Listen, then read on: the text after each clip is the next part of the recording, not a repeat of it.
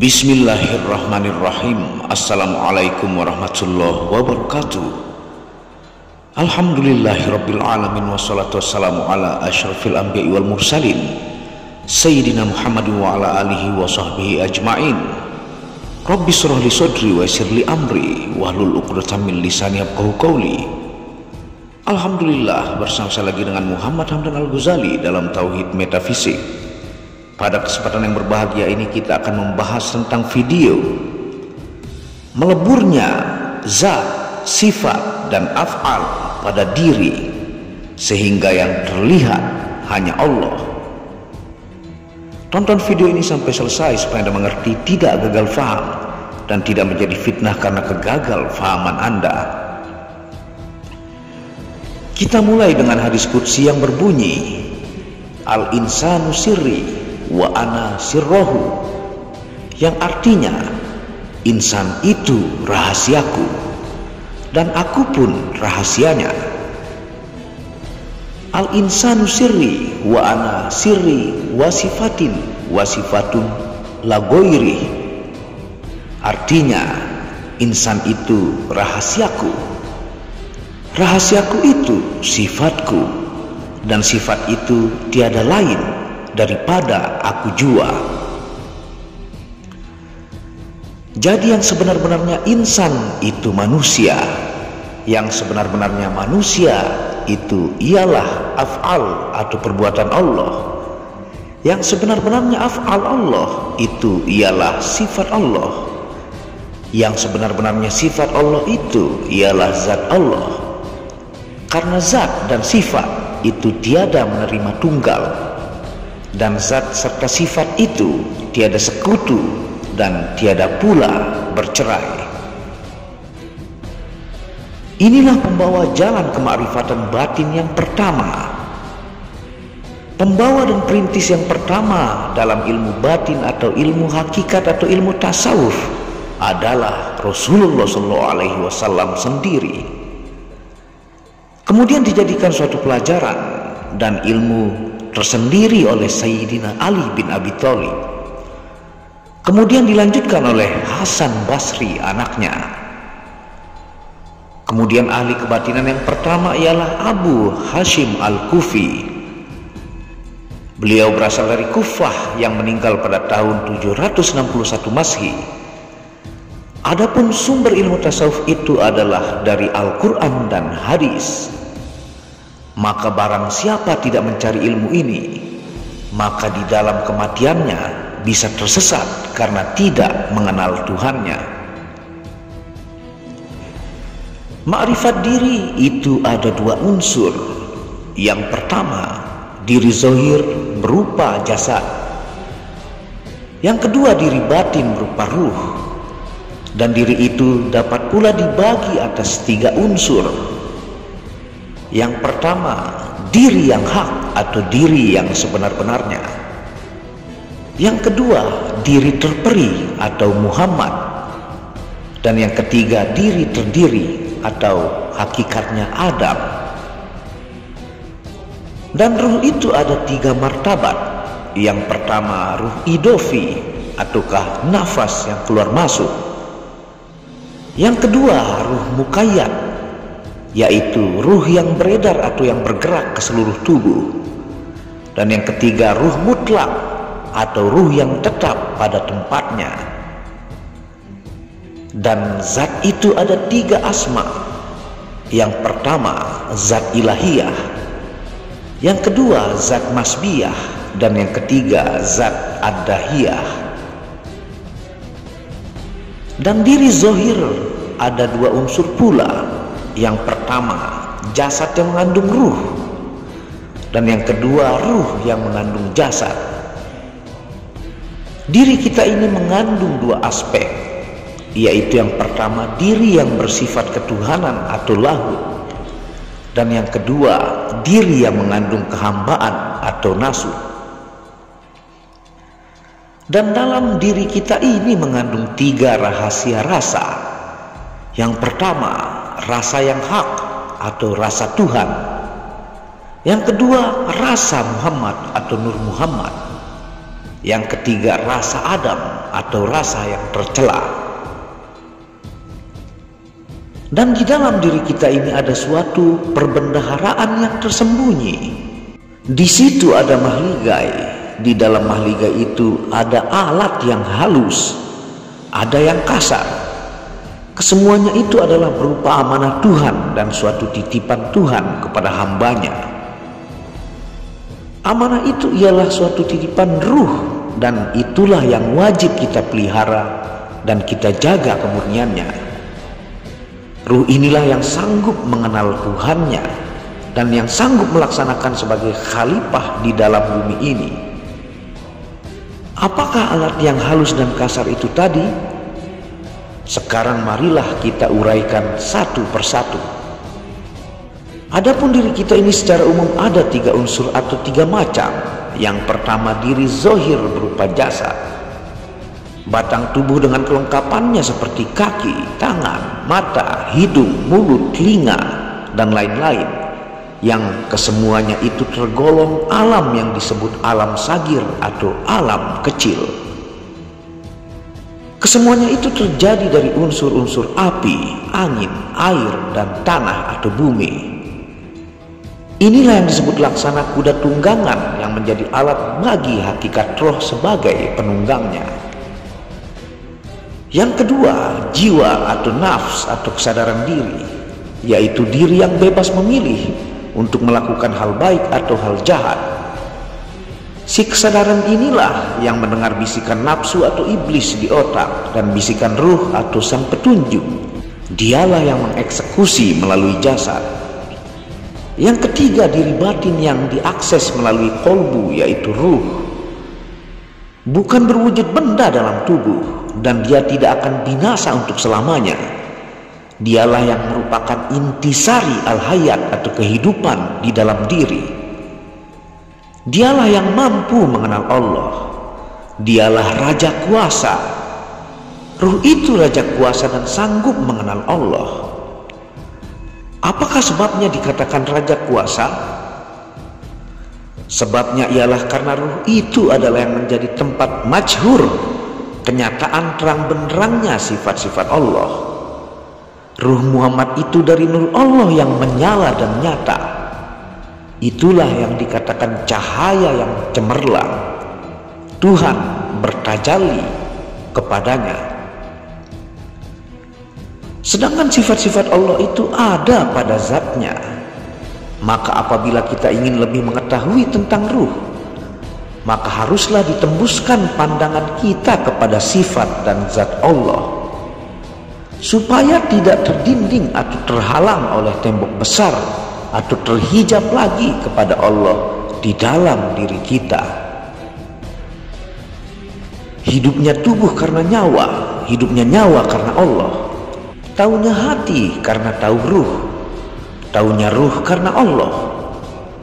Kuasa hidupnya anggota tubuh karena ruh, kuasa ruh karena kuasa Allah. Berkehendaknya diri sejati karena berkehendaknya ruh, berkehendaknya ruh karena berkehendak Allah. Mendengarnya telinga karena mendengar ruh, mendengarnya ruh karena mendengar Allah. Melihatnya mata karena melihat ruh, melihatnya ruh karena melihat Allah. Berkata mulut karena berkata ruh, berkatanya ruh karena berkata Allah. Maka kita rumuskan pula tentang diri batin itu sebagai berikut di bawah ini. Wujud batin hakikatnya adalah wujud Allah. Kepada kita menjadi rahasia. Maksudnya tentang zat Tuhan itu tidak dapat dilihat dan diraba, hanya dengan nur iman dan dirasakan oleh sinar hati. Inilah yang dimaksud hadis yang di atas yang berbunyi al-insanu sirri wa ana sirrohu. Artinya insan itu rahasiaku dan aku pun rahasianya. Ilmu batin hakikatnya adalah sifat Allah yang kepada kita menjadi nyawa atau ruh. Dan ruh itulah tempat utama sifat-sifat Allah, hingga dia kuasa memerintahkan jasad dan lain-lainnya atas unsur al-hayat atau yang maha hidup. Nur batin hakikatnya asma Allah yang kepada kita menjadi hati. Maksudnya hati itu adalah tempat utama daripada asma Allah. Syuhud batin hakikatnya adalah af'al atau perbuatan Allah yang kepada kita menjadi batang tubuh. Maksudnya batang tubuh kita ini adalah tempat utama dan tempat nyata perbuatan atau af'al Allah. Jalannya adalah bahwa segala amal usaha zohir yang dilakukan oleh manusia, tapi pada hakikatnya dan pada batinnya adalah semata-mata perbuatan Allah. Maka hal itu dinamakan penyaksian batin, karena amal usaha zohir itulah yang membuktikan perbuatan batin. Itulah yang memberi bekas karena terjadi dari sifat batin yang tidak boleh lepas dari wujudnya, yakni zatnya yang maha kuasa.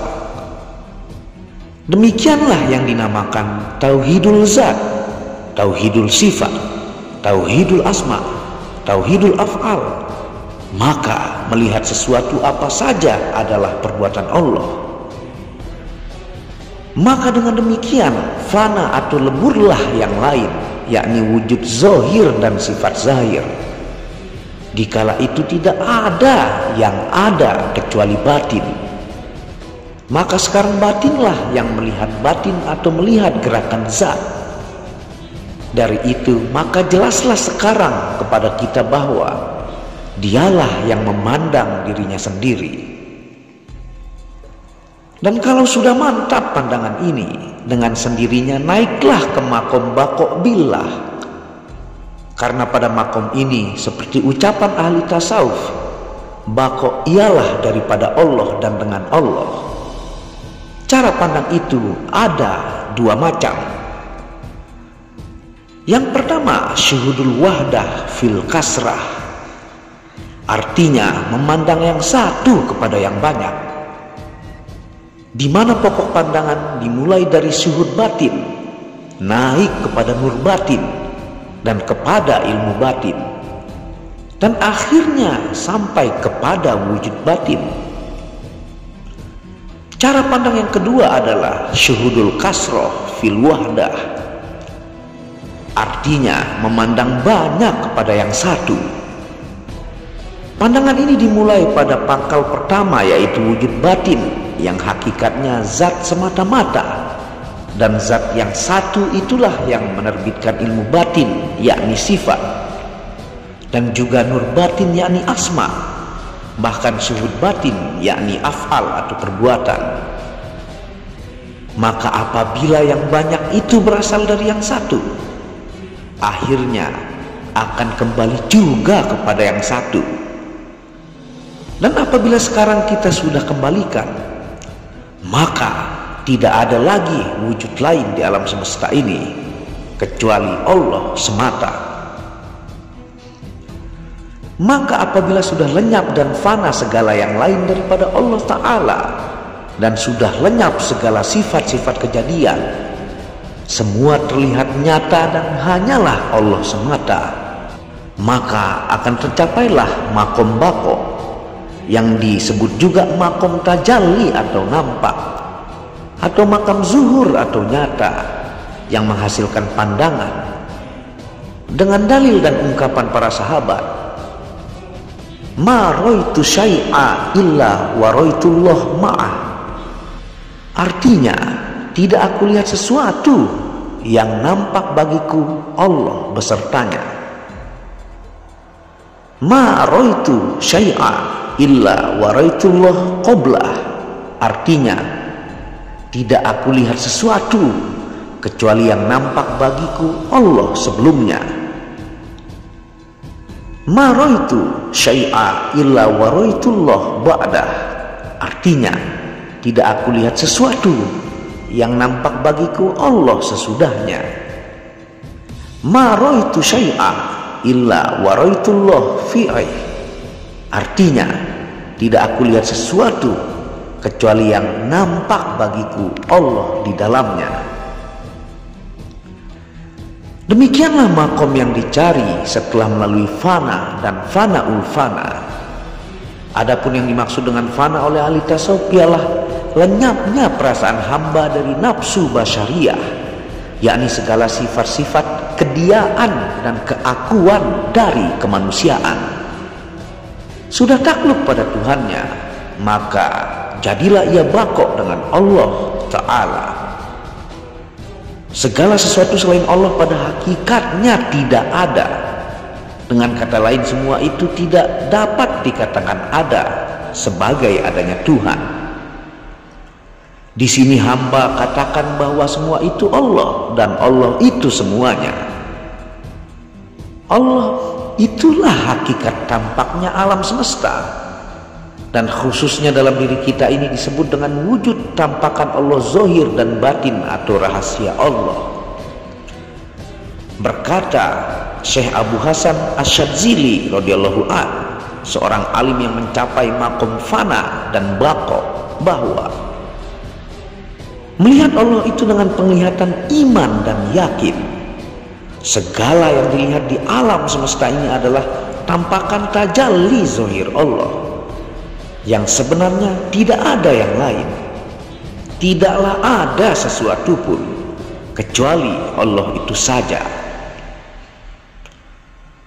Fana terbagi menjadi 3 bagian, yaitu fana pada af'al atau perbuatan, sampai merasakan bahwa tidak ada satu perbuatan pun di dalam alam ini selain dari perbuatan Allah Subhanahu wa Ta'ala. Yang kedua, fana pada sifat, hingga sampai meyakinkan bahwa tidak ada yang hidup kecuali Allah. Apabila dikatakan tidak ada yang hidup pada hakikatnya kecuali Allah, bermakna juga tidak ada yang kuasa, yang berkehendak, yang berilmu, yang mendengar, yang melihat, dan yang berkata-kata kecuali Allah semata-mata. Yang ketiga, fana pada zat, yakni hilangnya wujud yang zahir ini dan alam seluruhnya dan pandangan kecuali Allah. Jadi barang siapa yang melihat makhluk tidak mempunyai perbuatan pada mereka kecuali selain Allah, maka sesungguhnya ia menang. Dan barang siapa yang melihat makhluk yang tidak ada hidup pada mereka kecuali hidupnya Allah, maka derajatnya telah naik. Barang siapa melihat makhluk tidak ada pada hakikatnya selain Allah, maka ia telah sampai kepada titik yang dituju dan dicari, yaitu titik puncak ilmu dan makrifat. Apabila kita sudah menjalani yang 3 perkara ini, maka itulah makom fana namanya, dan selanjutnya naik ke makom baqo. La maujuda bihaqqin illallah, tidak ada yang maujud kecuali Allah Ta'ala.